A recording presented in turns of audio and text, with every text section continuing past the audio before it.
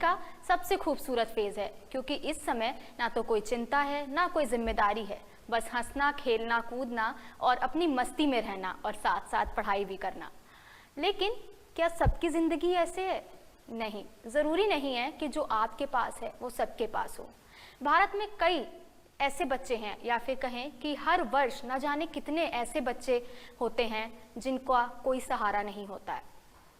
कई सारे बच्चे अनाथ हो जाते हैं, कभी प्राकृतिक घटनाओं के कारण, कभी समाज के कारण और कभी ऐसे निर्दयी माँ बाप के कारण जो पैदा होते ही अपने बच्चों को बेसहारा कर देते हैं। लेकिन ज़रा सोचिए कितना गलत है ये। इसमें उस बच्चे की क्या गलती है जिसने अभी अभी इस दुनिया में कदम रखा है, उसको कुछ भी नॉलेज नहीं है, कुछ भी पता नहीं है कि इस संसार में क्या हो रहा है, लेकिन उसको बेसहारा कर दिया जाता है। लेकिन कहते हैं ना कि जो ये दुनिया है इसमें अगर थोड़े से खराब लोग हैं तो कई सारे अच्छे लोग मौजूद हैं। तो कई ऐसे सारे संस्थान हैं जो इन बच्चों को सहारा देते हैं, पालते पोसते हैं, पढ़ाई लिखाई करवाते हैं और इन्हें एक अच्छा इंसान बनाते हैं। तो चलिए आज हम चलते हैं एक ऐसे ही संस्थान में जहां बहुत सारे ऐसे बच्चे हैं जिनका खुद का परिवार तो उनके पास नहीं है, लेकिन हाँ, अगर आप जब देखेंगे तो आप ये बिल्कुल भी नहीं कहेंगे कि जिन बच्चों के साथ ये पढ़ रहे हैं, जो टीचर्स इनको पढ़ा रहे हैं, वो उनका खुद का परिवार नहीं है। इतना प्यार और इस तरीके की देख रेख जो कोई अपना ही दे सकता है, वो इन बच्चों को यहाँ मिल रही है।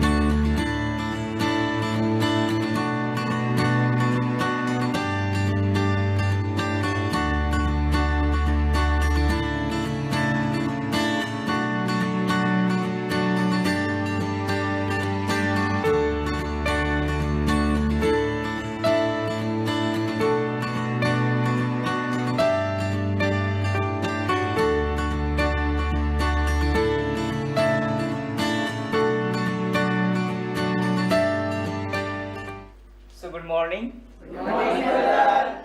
हम लोग एक महत्वपूर्ण चीज़ों के बारे में आज बातें करने जा रहे हैं।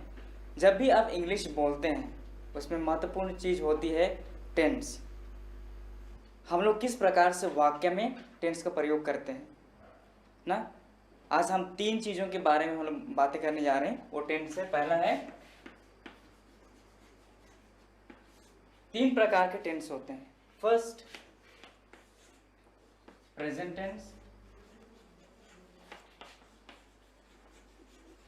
दूसरा पास्ट टेंस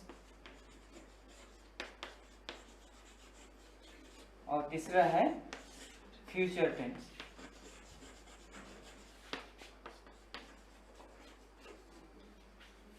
प्रेजेंट टेंस का प्रयोग या वर्तमान काल, जिसको हम हिंदी में बोलते हैं ना वर्तमान काल, ये किसी चीज़ों को जो अभी कार्य चल रही है उस चीज़ों को बतलाने करते हैं।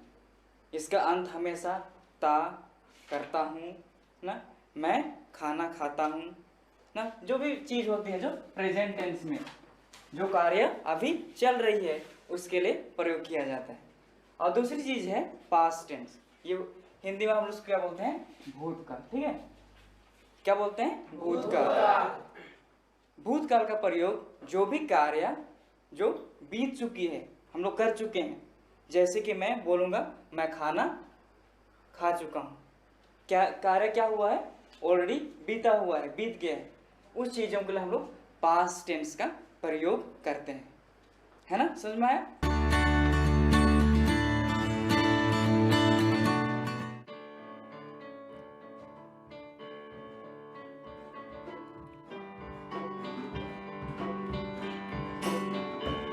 कुछ पाने की हो आस आस, कोई अरमा हो जो खास खास, आशाएं आशाएं आशाएं, हर कोशिश में हो बार बार, कर दरियाओं को आर पार, आशाएं आशाएं आशाएं, तूफानों को चीर के मंजिलों को छीन ले, आशाएं खिले दिल के, उम्मीदें हंसे दिल के, अब मुश्किल नहीं कुछ भी, नहीं कुछ भी, आशाएं खिले दिल के, उम्मीदें हंसे दिल के, अब मुश्किल नहीं कुछ भी, नहीं कुछ भी।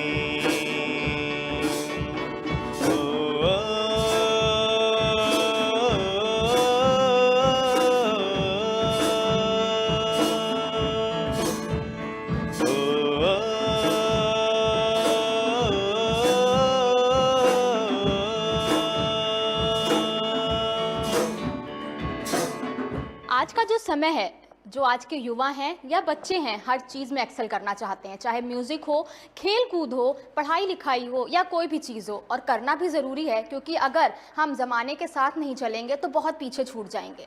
और ज़माने के साथ चलने के लिए हमें हर चीज़ में आगे रहना ज़रूरी है। और जब बात टेक्निकल डिपार्टमेंट की होती है तो उसकी एक अलग ही पहचान है। कहीं भी हम जॉब के लिए जाते हैं या किसी भी काम के लिए जाते हैं तो जो टेक्निकल चीज़ें हैं वो जो हमारी सीख होती है या जो हमने सीखा है वो बहुत काम आती हैं। इस वक्त हम मौजूद हैं इस संस्थान के कंप्यूटर लैब में, जहां बच्चे हैं कंप्यूटर में कुछ तो कर रहे हैं। आइए बात करते हैं उनसे और जानते हैं कि कितना वो कंप्यूटर के बारे में जानते हैं। क्या नाम है आपका? मेरा नाम वीरेंद्र है। मैं क्लास 10th पास कर चुका हूँ, अभी 11th में हूँ। कंप्यूटर के बारे में कितना जानते हैं? कंप्यूटर आपके सब्जेक्ट में भी होगा, कितना कुछ सीख रहे हैं कंप्यूटर से और कितना आपको लगता है कि आगे हेल्पफुल होता है कंप्यूटर? कंप्यूटर में अभी मैं ट्रिपल-सी सीख रहा था, बाहर कोचिंग कर रहा था और टेली की भी कोचिंग करता हूँ और उसका एग्ज़ाम अभी होने वाला है हमारा। अच्छा, तो कैसा अच्छा लगता है पढ़ना? कुछ बच्चे होते हैं जिनको कंप्यूटर से बहुत डर लगता है, तो आपको क्या कंप्यूटर से डर लगता है या फिर अच्छा लगता है, पढ़ाई करने में इंटरेस्ट आता है कंप्यूटर में? कंप्यूटर मुझे बहुत अच्छा लगता है, बहुत पहले से सीख रहा हूँ तो हमें बहुत अच्छा लगता है। तो ये थे वीरेंद्र, जिन्होंने बताया कि उन्होंने ट्रिपल-सी सीखा है। कई सारी चीज़ें उन्होंने बताई जो बेसिक कंप्यूटर के लिए चाहिए होती हैं, वो उनको आती हैं। कहते हैं कि किताबें इंसान की सबसे अच्छी दोस्त होती हैं और यही वो किताबें हैं जो हमारा भविष्य बनाती हैं। इस वक्त हम मौजूद हैं लाइब्रेरी में। लाइब्रेरी एक ऐसी जगह जहां सिर्फ किताबें और हम होते हैं और कोई भी नहीं। तो चलिए यहाँ पे जो बच्चे मौजूद हैं उनसे बात करते हैं कि किताबें उनको कितनी पसंद हैं, क्योंकि यही वो किताबें हैं जो आगे चल के भविष्य बनाने वाली हैं। तो बच्चों, किताबें आपको कितनी पसंद हैं? अच्छी लगती हैं किताबें पढ़ना? किताबें पढ़ना अच्छा लगता है। जैसा मैं देख सकती हूँ कि आप सब किताबें पढ़ रहे हैं। सबसे पहले आप अपना नाम बताइए हमें, और कौन सी किताब, जैसे कहते हैं ना कि बहुत सारे सब्जेक्ट्स होते हैं, हिंदी, इंग्लिश, मैथ, कंप्यूटर, तो कौन सी किताब पढ़ना या फिर कहानियाँ बहुत से लोगों को पढ़ना अच्छा लगता है? आपको क्या पढ़ना अच्छा लगता है? मुझे मुझे कहानियाँ। सबसे पहले नाम बताइए अपना। मेरा नाम है विष्णु बहादुर और मैं कक्षा 6 में पढ़ता हूँ।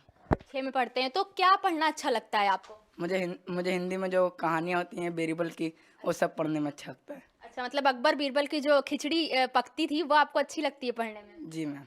अच्छा, आपका क्या नाम है? मेरा नाम प्रदीप है, मैं क्लास 10th में पढ़ता हूँ। क्लास 10th में पढ़ते हैं। तो प्रदीप, आपको क्या पढ़ना अच्छा लगता है? किस्से, कहानियाँ, या फिर नॉवेल्स होती हैं, या फिर जैसे मैथ्स की बुक हो गई? क्या सब्जेक्ट आपको क्या पसंद है? किस तरह की किताबें पसंद है? मुझे किताबों में नई जानकारी लेना बहुत पसंद है और स्टोरी की किताबें बहुत अच्छी लगती हैं। स्टोरी की किताबें पसंद है। आपका क्या नाम है? और यहाँ सबसे छोटा बच्चा जो मुझे दिख रहा है, सबसे पहले मैं उससे बात करूँगी। आपका नाम क्या है? मेरा नाम सत्येंद्र कुमार है। सत्येंद्र, आप किस क्लास में पढ़ते हो? 3rd क्लास में, नहीं 4th। भूल गए हाँ, कौन से क्लास में पढ़ते हैं? 3rd या 4th, जिसमें भी पढ़ते हो। आपको क्या पढ़ना सबसे ज़्यादा अच्छा लगता है? हिंदी। हिंदी में क्या कविताएं होती हैं या फिर कहानियाँ होती हैं? क्या चीज़ पसंद है? मुझे नई चीज़ पढ़ना अच्छा लगता है। जो नई चीज़ आती है वो मुझे पता चलता है क्या अच्छा है क्या बुरा है। अच्छा, एक कुछ छोटी सी कविता सुनाओगे हमें जो पढ़ाई गई हो तुम्हें? जोनी Johnny yes papa, 80 Sugan no पापा, टेलिंग 9 नो पापा, महुआ हा हा हा। अरे वाह, बहुत ही अच्छा, ये तो बहुत ही अच्छा सुनाया आपने। सनी रावत, कौन से क्लास में पढ़ते हैं सनी आप? 4th में। एक कविता छोटी सी सुनाएंगे हमें, जैसे कि उसने सुनाई थी?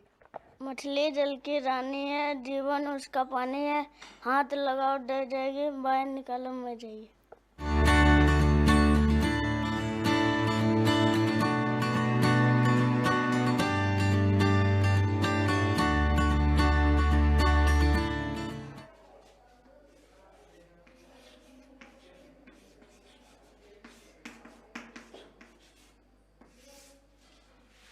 एजुकेशन आज का हमारा जो पार्ट है, हम एजुकेशन को लेकर के चलेंगे। पहले कर चुके हैं कंप्यूटर के ऊपर, गेम्स के ऊपर, पर थोड़ा पढ़ाई क्या चीज़ है। हम सब विद्यार्थी हैं, सब स्कूल जा रहे हैं, पढ़ाई कर रहे हैं, पर एजुकेशन का महत्व हमारी ज़िंदगी में क्या है वो जानना भी हमें ज़रूरी है। कितने 12वीं वाले हैं यहाँ पे? यस, 2 बच्चे। 11वीं वाले 1 2 3 4, और 10th वाले? ओके, आप लोग उस मुकाम पर आ चुके हैं जहां पर आपको तय करना है कि भविष्य में हमको क्या करना है, और आपकी ये पढ़ाई, एजुकेशन ही तय करेगी आप हम कहाँ जाने वाले हैं, यहाँ से हम कहाँ पहुँचने वाले हैं। ठीक है ना? जो पढ़ाई में 1st, 2nd, 3rd आ रहे हैं उनके लिए ऑप्शंस ज़्यादा हो जाते हैं, पर जो थोड़ा पीछे ऑप्शंस कम हो जाते हैं। उनको सोचना होगा अभी से ही मेरी लाइन क्या है, 12वीं के बाद मैं क्या करने वाला हूँ, किस लाइन में मुझे जाना है। ये समय जैसे पिंटू ने तय कर चुका है, वो कंप्यूटर लाइन में जा रहा है ना, he is already planning for that. And Basant music में जाने वाले हैं, और हमारे नरेश सिंगिंग में जाने वाले हैं, शिवांग डांसिंग की और थोड़ा मूड बना रहा है वो। तो हमको एक ना एक लाइन पकड़ के चलना है अपनी ज़िंदगी की, हम कहाँ हमारा भविष्य होगा, और हमारी पढ़ाई एक सहायता है, एक सहारा है हमारे लिए उस लाइन में आगे बढ़ने के लिए। खेल जो है वो हमारे जीवन का बहुत अहम हिस्सा है। ना हमें सिर्फ फिजिकली फिट रखता है बल्कि मेंटली भी फिट रखता है। अभी आपने देखा कि बच्चे किस तरीके से यहाँ पढ़ाई करते हैं, म्यूजिक सीखते हैं और डांस करते हैं। बहुत सारी ऐसी एक्टिविटीज़ हैं जिनमें ये बच्चे शामिल हैं। इसी के साथ साथ खेल जो है वो भी एक अहम हिस्सा है जो बच्चे यहाँ पे खेलते हैं। कई तरीके के गेम्स यहाँ पे खिलाए जाते हैं जिससे ना सिर्फ वो फिजिकली फिट रहें बल्कि वो मेंटली भी फिट रहें, क्योंकि वो कहते हैं ना कि जब भी हम एक्सरसाइज करते हैं या फिर खेलते हैं तो हमारे हाथ पैर अच्छे से चलते हैं, और जब हाथ पैर चलते हैं तो क्या होता है कि हमें एनर्जी आती है। तो अगर आपको भी एनर्जी चाहिए तो जो खेल कूद है वो अपने जीवन में बरकरार रखिए, और जो खेलने का टाइम है वो बिल्कुल भी मिस मत करिएगा। चाहे आपके मम्मी पापा कितना भी गुस्सा करें, जो 1 घंटे का टाइम होता है खेलने का वो जरूर से निकाल के रखिएगा।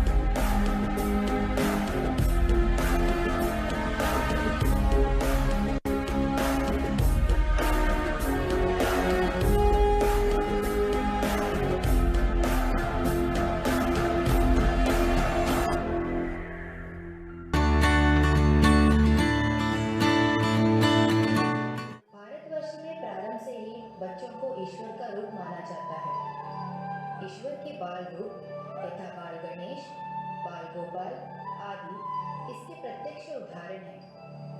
लेकिन आज की तस्वीर इससे बिल्कुल अलग है कीमती बच्चे फिर भी क्यों नंगे पैर ये सड़कों पर भीख मांगते हैं। अपनी किस्मत की रेखा छोटे बर्तनों में घिसते हैं।